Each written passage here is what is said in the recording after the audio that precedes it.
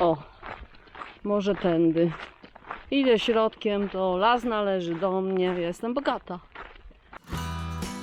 Witajcie na kanale Plecak i Droga w 25. dniu mojej wyprawy do Santiago de Compostela.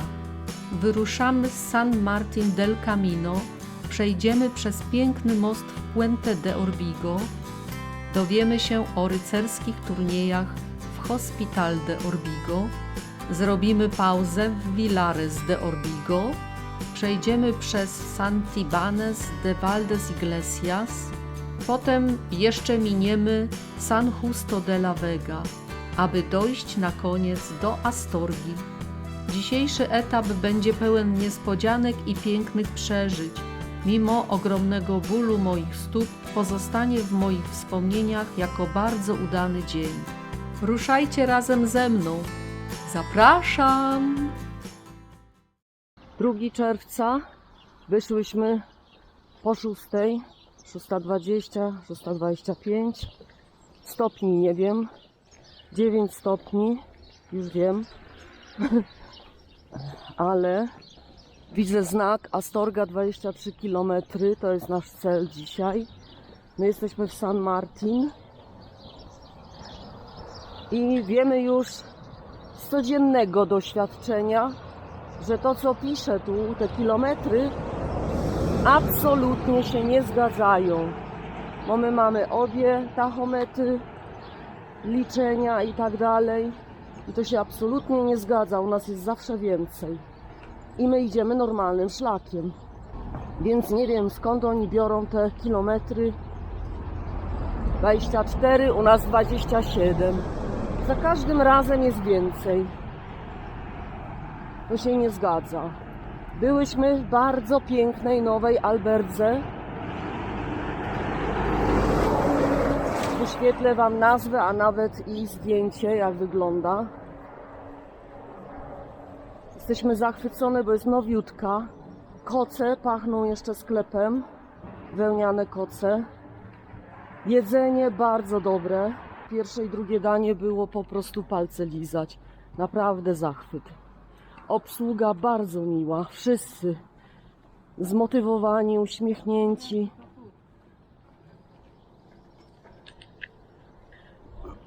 Prawdopodobnie zagapiłyśmy się, a miałyśmy skręcić. Sprawdzimy to. Już jesteśmy po Różańcu. Która godzina? Nie zauważyłam, że mówię do wyłączonej kamery. Po niecałych 2 godzinach marszu zrobiłyśmy małą pauzę w bar El Puente. Zamówiłam kakao, zapłaciłam €80. Toaleta jest dla mnie wizytówką i miernikiem szacunku gospodarzy wobec pielgrzymów. Jej stan odzwierciedla dbałość o czystość, higienę i komfort. Aspekty kluczowe po całym dniu marszu na Camino. Zobaczcie, jaką starą drogą idę. Pod naszą katedrą, quasi bazyliką, dla mnie dalej katedra, bo jak wyjeżdżałam jeszcze była to katedra, a to już jest teraz bazylika. Też takie głazy mamy, takie kamory. A przed nami bardzo znany most. Puente del Paso Honroso. Jak widzicie, pięknie wygląda. Ale zobaczcie na horyzoncie, co się dzieje. Czy to idzie na nas burza? Ten most łączy 2 osady, Puente Orbigo i Hospital de Orbigo. Jest najdłuższym i najpiękniejszym mostem na Camino. Ma aż 20 łuków i ponad 200 metrów długości. My dopiero niewiele przeszły, 6-7 km, więcej nie. Co jest grane? No, a tu też są turnieje organizowane, taka trybuna. Rzeka Rio Orbigo. Rio Orbigo. O, i schodki na dół nawet są. Nie zamierzam schodzić, ale zobaczcie, jaki piękny most. A jeszcze piękniejsze te chmury. Spokojnie sobie płynie rzeczka. Ale pewnie jak lunie, to przestanie być spokojnie. Z tym miejscem związana jest legenda o Suero de Quiñones i Passo Honroso z 1434 roku. Rycerz leoński Suero de Quiñones, nieszczęśliwie zakochany, postanowił uwolnić się od noszenia żelaznej obroży, symbol niewoli miłosnej. Ogłosił, że przez 30 dni razem z 9 towarzyszami będzie bronił przejścia przez most przed każdym rycerzem, który zechce się z nim zmierzyć. Warunek: każdy chcący przejść musiał albo walczyć, albo przyznać, że nie ma równie pięknej damy jak jego ukochana Lenore de Tovar. O, w tamtym białym wozie są konie. Tu jakiś będzie turniej organizowany. Trybuny przygotowane, flagi przygotowane. Mam nadzieję, że ta burza straszna przejdzie bokiem, bo nie było zapowiadane żadne opady. W ciągu miesiąca stoczył 727 pojedynków. Papież Eugeniusz IV uznał wyzwanie za wypełnione i zdjął Suero, symboliczną obrożę. To wydarzenie jest uważane za jeden z ostatnich wielkich turniejów rycerskich w historii Europy i do dziś jest corocznie odtwarzane. Hospital de Orbigo to miejsce, gdzie historia, legenda i camino splatają się w jedno. Jak ktoś raz zobaczy tamtejszy festiwal albo wejdzie na ten most o wschodzie słońca, zwykle wraca. Nadciągająca burza i słońce splatały się w jedną nieziemską aurę, a ja czułam się zaszczycona, będąc świadkiem tego majestatycznego spektaklu. No, najwyraźniej burza idzie bokiem i bardzo dobrze. Tu będzie turniej. I właśnie o to chodzi, że ten most słynął swego czasu w Europie. Najsławniejszy w Europie turniej odbył się tu, na tym moście. Widocznie tradycja każe i robią te turnieje na pamiątkę. Na pewno bardzo niewygodnie się po nim idzie. I na pewno nikt w obcasach tu nie chodzi. Nie, możliwe, że chodzą tym takim szpalerkiem, patrzcie. Ale tu po bokach to niewygodnie wykręca nogi. No ja już mam tak nogi poddrażnione, bolące, że dla mnie każdy malusieńki kamyczek to jest dramat. Mój, jak tam pięknie, jakie tam sztandary. Może tak przyspieszę trochę. Au. Tu wygląda taka restauracja jakaś, parkingi. No a tutaj te trybuny. No i na pewno publika będzie też tu na moście. Kto będzie? Pielgrzymi będą. I tak będą się zbierać. Też bym stanęła i patrzyła, gdy jakiś tu turniej był. Wiadomo. Nigdy w życiu na żywo nie widziałam turnieju. No ale zostawać nie możemy. Musimy iść dalej. Czas nagli. Od 3 do 5 czerwca odbywa się tu 25. edycja średniowiecznych turniejów Passo Honroso, które są największym wydarzeniem w Hospital de Orbigo na szlaku Camino Frances. Przybyłyśmy, gdy Hospital de Orbigo wstrzymało oddech. Most Puente del Passo Honroso, gotowy do walk, stał już przystrojony średniowiecznymi sztandarami, a ulice, prawie puste, czekały na powrót rycerza Don Suero. To była cisza tuż przed historyczną burzą turnieju. Definitywnie cała miejscowość szykuje się na turniej i na pewno dzisiaj jest czwartek. To podejrzewam, że to będzie na weekend, może już jutro się to rozpoczyna. Ale póki co solidne przygotowania tutaj są poczynane. Jak widzicie, jak ozdobiona osada. Niesamowicie.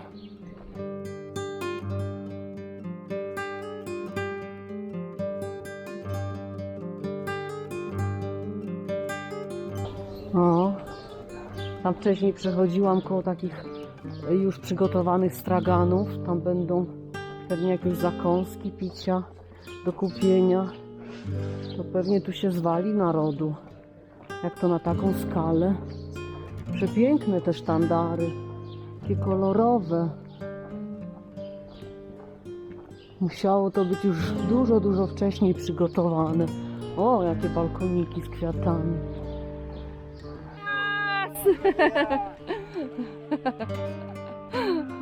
O, 2, 4, 6, 8. 2, 4, 6, 8 osób. Ale to są tu Hiszpanie. Jakiś trening czy coś takiego. Zmierzamy do kolejnej osady, a jest nią Vilares de Orbigo. To miejscowość w hiszpańskiej prowincji León. Leży w żyznej dolinie rzeki Orbigo, słynącej z upraw, szczególnie papryki, pomidorów i czosnku. Rolnictwo i życie mieszkańców zawsze były zależne od rzeki Orbigo i skomplikowanej sieci kanałów, co widać w okolicznych krajobrazach. Przez Vilares de Orbigo przebiega jedna z alternatywnych tras Camino, która jest często wybierana ze względu na większą ciszę i kontakt z naturą.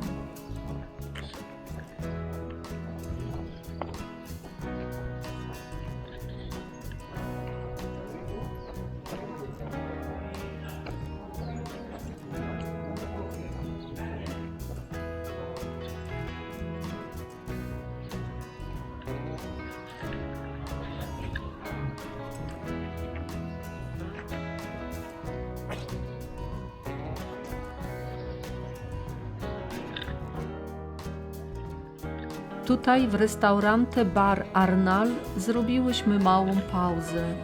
Tym razem zamówiłyśmy chłodne napoje.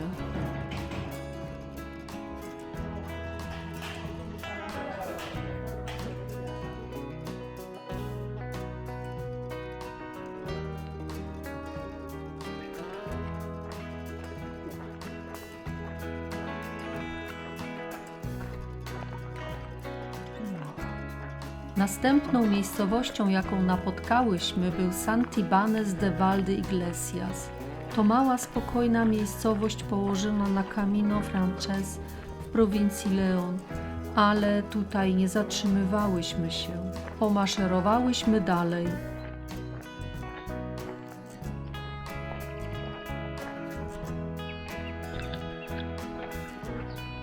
Namiot rozłożony. I gdzieś na polnej drodze napotkałyśmy oazę. La Casa de los Dioses, Dom Bogów. To jedno z najbardziej legendarnych i kultowych miejsc na szlaku Camino Frances, a jego historia jest nierozerwalnie związana z Davidem Vidalem. Stworzył on to miejsce w nieużywanej stodole lub magazynie rolniczym. Wszystko, co oferowano pielgrzymom, jedzenie, picie, odpoczynek, a nawet nocleg, było dostępne za dobrowolny datek. Dawid, były przedsiębiorca, mieszkał tam bez prądu i bieżącej wody, stawiając sobie za cel bezinteresowną pomoc i refleksję nad prawdziwą naturą pielgrzymowania i pieniądza.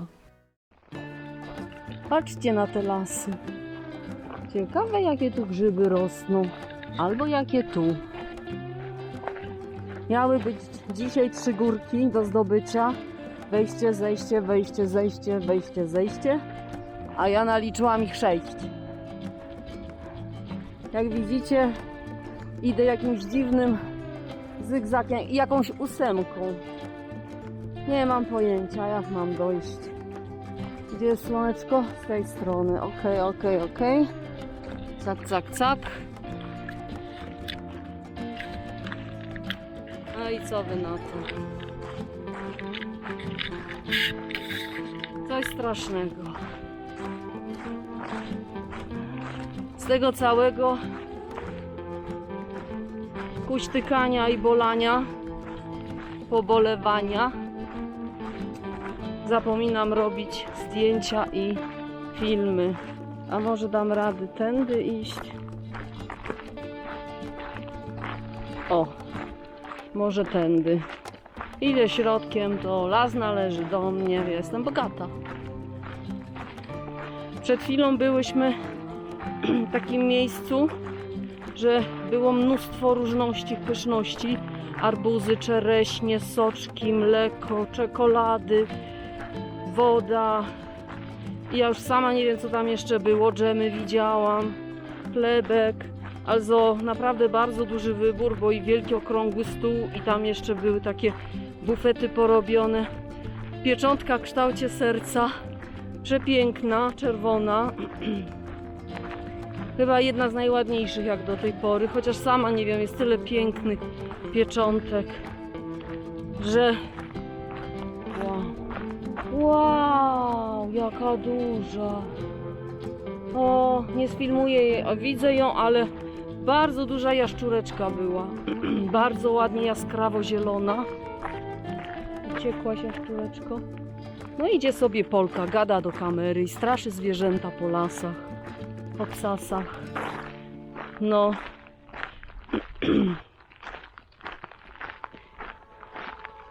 No dzisiaj mi dało to do wiwatu. Te podejścia wszystkie były po kamorach. Teraz się fajnie zrobiło. Zobaczcie, jaka ładna dróżka. Są kamienie, ale to już jest co innego. To już jest Easy Build Malina. A czemu tu są tak gałęzie poobcinane, he? Poprzecinali te wszystkie drzewa. Może chodzi o zbiory. Jak to się nazywa, co to wypływa z drzew? A, zapomniałam to też. Wybaczcie, nic nie funkcjonuje. Wrócę do tematu. Sobie wzięłam arbuza. Rzuciłam tam do tej całej piramidki pieniążków, bo nagle mnóstwo pielgrzymów się zeszło, wszyscy rzucali, ale ten gościu, który to prowadzi, ma i namiot, i materace, ma kafemaszynę, znaczy taką inną, wiecie, taką, że się ją stawia na palniku i można kawę zaparzyć. Czyli on tutaj też sobie mieszka czasami, albo w ogóle mieszka. Tak, ale skąd wybrał ten cały świeży prowiant? No, nawet jogurty były, no. I okazuje się, że nie tylko się płaci, ale też kto nie ma pieniędzy albo ma ich za mało, może sobie nie dość, że się poczęstować, najeść, to jeszcze może sobie wziąć z kubki pieniążków, tyle ile potrzebuje. Takie coś. Widzieliście taki blues? Nie miałam odwagi biegać z kamerą i filmować, bo to za dużo ludzi było. Każdego trzeba prosić o zezwolenie. Tak tylko wstępnie z daleka jak szłam, to filmowałam, to widzieliście mniej więcej. Ale to dopiero z bliska było widać te wszystkie dobroci. Czeresieńki tam na boku miał całe kartony w cieniu i dokładał takie fajne, chłodne. Ja nie jadłam czereśnia, tylko arbuza zjadłam. Ale był pyszny. Taki akuratnie w danym momencie. Cześć kochani. Jesteśmy na wysokości 1100 metrów nad poziomem morza. Wdrapywaliśmy się tutaj dość długo. Ja ledwo zipię, bo i tak mi od kilku dni bolą stopy, okrutnie. A tutaj wspinaczki po kamorach. W tej chwili droga jakby jest lepsza. Już pokazuję. Taka. Dużo lepsiejsza. I mam nadzieję, że już więcej górek nie będzie, bo chyba oszaleję. Ich było chyba 6 tych górek. Bez przerwy pod górę ostro. Już nawet nie patrzyłam przed siebie, tylko patrzyłam pod nogi. Czapką tu daszkiem się zasłoniłam, bo chyba załamania nerwowego dostała. Głowa mi od tego wszystkiego rozbolała. No i taki to kopuł. Taka to bambaryła. Oj. Przepraszam, zjeżdża ręka w dół, bo zmęczona. I wtedy filmuję siebie na pół. Co myśmy zauważyły? Zaraz wam pokażę taki betonowy filarek. I na tych filarkach są symbole jakubowe. I pod spodem pisze, ile jeszcze kilometrów do celu, czyli do Santiago. Ludzie, to się w ogóle nic nie zgadza. Te kilometry, co piszą w poradnikach, te kilometry, co w tabelkach się wydrukowuje z internetu, są jakieś wielkie bzdury. W życiu nie jest ani razu, przepraszam, raz jedyny, Nie pamiętam już miejscowości i pisało, że jest 19 km i rzeczywiście było 19. O, nareszcie Astorga. Tam idziemy. Ale to jeszcze kawał drogi. Patrzcie, widzicie? Tam w dole Astorgę. Tu strzałka w tą stronę, więc idziemy w tą stronę. 269,5. Ha, ha, ha. A może i dobrze. Nie wiem, bo trzeba będzie policzyć znowu. Ale do tej pory to, co my liczymy i porównujemy, nic się nie zgadza. My zawsze robimy więcej niż pisze. A może oni specjalnie źle podają liczby, żeby się człowiek nie zrażał, że mu przyjdzie iść tak dużo kilometrów. No, to nie wiem, co to za psychologia tutaj funkcjonuje. Albo może oni to mierzą od granicy miasta do granicy miasta. Na przykład od Burgos, jak się kończy Burgos, do początku Leon. I wtedy ile to kilometrów? No ale tak nie jest, skoro przez Burgos idzie się 10 kilometrów, żeby dojść do Starego Miasta, no to o co tu chodzi? To jak można teraz odniesienie zrobić Burgos? I tak dalej. Leon też nie lepiej. Myśmy wychodziły ponad 5 km z miasta Leon. No. Albo nas tak prowadzą jakimś labiryntem. Specjalnie, żeby zaliczyć wszystkie knajpy. Okej. Nie narzekam już. Rozkoszuję się. Za jakieś 20 km będzie. Astorga. Nie wiem za ile kilometrów, nie zgaduję. Ale już najfajniejsze jest to, że już widać te miasto. To już jakoś tak jest dobrze na sercu. Papajki z jakiegoś szczytu. Przede mną znowu góry rozpościerają się. Zobaczcie, jestem na takim płaskowyżu, ale 1100 metrów nad poziomem morza. Pięknie, prawda? No i sfatygowane stopy. Okrutnik. I muchy wpadające do oka, nosa, ucha, buzi. No to mam białko za darmo. Jedzonko pyszne. Buziolki. Buen camino. Widzicie u stóp Astorgę? No od tego krzyża już na pewno jest tylko w dół. Ponoć. Ogromnie się cieszę, że widzę krzyż. Bo ja już tylko w dół chcę.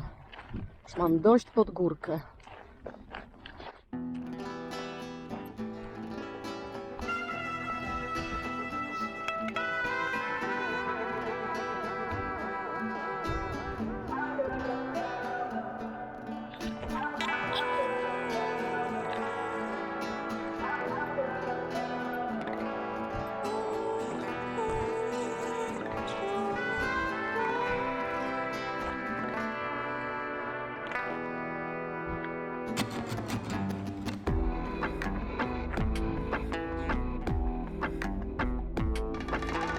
Chodzimy w dół od krzyża.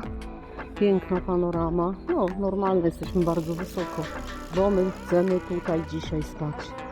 Dałyśmy radę, jeszcze 6 km przed nami. No tak, trzeba dojść do albergi. O, jakie obciążenie na kolana z górki schodzić. Ludzie. Piękne widoki. Dla mnie bardzo trudny kolejny dzień. Wczoraj też było bardzo źle ze mną. I tak, dopóki idę, to jako tako. A jak stanę, to już później ruszyć się z miejsca nie potrafię. Tak boli. I w alberdze wypisują powolutku, a ja stoję, ledwo zipię przy tym. Nawet nie ma gdzie usiąść, bo on usiadła. I później, no to proszę za mną. No i pędzi i zniknął z oczu. Nie jestem w stanie tak szybko pójść, wszystko mnie boli. Trzymam kamerę w pionie, żebyście widzieli, jaki spad jest. Idę bardzo wolniutko, bo nie ma szans, żebym szła szybciej. Jest relatywnie ciepełko, w sensie tym, że nie jest gorąco. Bardzo dobrze. A no właśnie, ciekawe ile stopni. Wyjmijmy telefonek. I co on nam tu powie? Jest 13:50 i mamy w tej chwili 18 stopni. a będzie maksymalnie 23. No to jeszcze młoda godzina. Teraz nie tylko stopy, ale i kolana bolą. Jaka maruda. No, to jest pielgrzymka, to jest krucjata.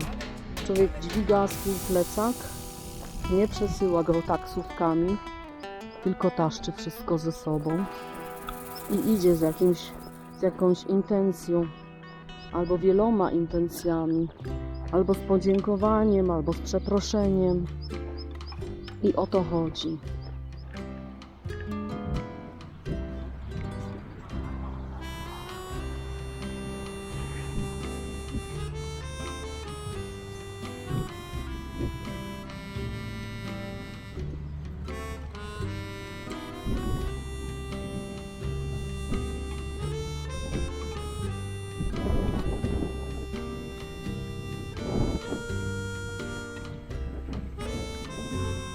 Camino.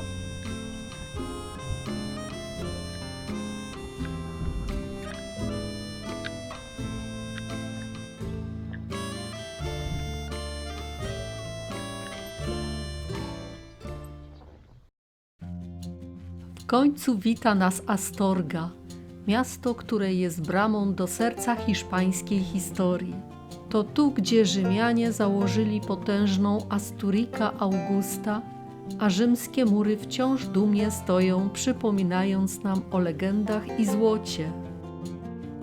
Jej sercem jest katedra Świętej Maryi, monumentalny testament wiary, budowany przez stulecia.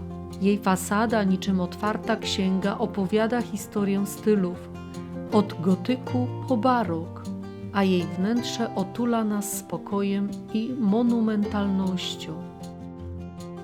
Tuż obok katedry, niczym fantastyczny zamek z innej epoki, wznosi się pałac biskupi.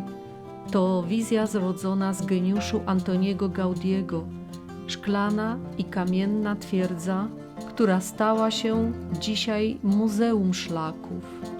To miejsce, w którym sztuka spotyka drogę, a historia pielgrzymowania jest przechowywana pod baśniowym dachem. Astorga to jednak nie tylko mury i świątynie, to słodka tradycja. Poczujmy zapach jej słynnej czekolady i spróbujmy delikatnych, maślanych mantecadas. To miasto to przystanek, w którym przeszłość spotyka teraźniejszość, a pielgrzym nabiera sił do dalszej drogi. Astorga to esencja Camino, historia, wiara i architektura w jednym miejscu. 25 dni marszu, 26 kilometrów za nami. To był dzień Astorgi, miasto, które zmęczyło nas, ale i dało tak wiele. W drodze do naszego azylu dotknęłyśmy historii, dosłownie. Patrząc w dół na rzymskie mozaiki i resztki domów pod szklanym zadaszeniem, stąpałyśmy po ścieżkach, którymi ponad 2000 lat temu chodzili mieszkańcy Asturica Augusta. To lekcja pokory. My jesteśmy tylko chwilą na tej wiecznej drodze. Na nocleg wybrałyśmy Albergue de Peregrinos de Astorga. Tylko 7 euro za noc, ale cena nie daje wartości. Kiedy przydzielono nam miejsca na samej górze, na ostatnim piętrze, to była nasza nagroda. Wystarczyło otworzyć okno. Kolację zjadłyśmy w Quadros Cafe Pub. Ja zamówiłam makaron z pieczarkami i zieloną herbatę. Kosztowało 6,60. Byłyśmy tak zmęczone, że marzyłyśmy tylko o łóżku.